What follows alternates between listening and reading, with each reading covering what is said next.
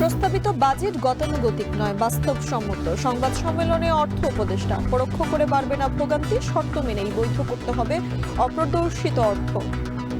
কালো টাকা কিন্তু এটা ঠিক কালো টাকা না, আমরা কিন্তু অপ্রদর্শিত টাকা কোনো কারণে যদি আপনার কাছে থাকে, শুধু ফ্ল্যাটের ব্যাপারে একটা বিধান দেওয়া হয়েছে। যে উন্নয়ন প্রকল্পগুলো আমাদের বাস্তবায়ন করতে হচ্ছে সেগুলোর প্রায় সবই পূর্ববর্তী সরকারের নেয়া।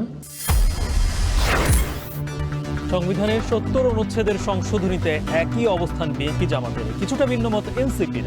ঐকমত্য কমিশনের সঙ্গে দ্বিতীয় দফার বৈঠক।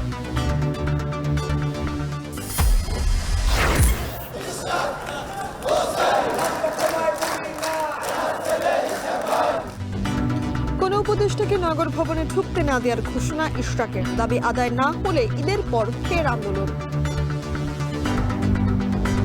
ঢাকা শহরের দক্ষিণের ভোটারদেরকে সাথে নিয়ে আমি নিজেই শপথ করে আমি আমার চেয়ার গ্রহণ করব।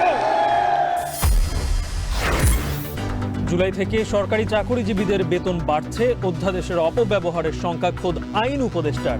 আপত্তি নিরসনে কমিটি গঠন।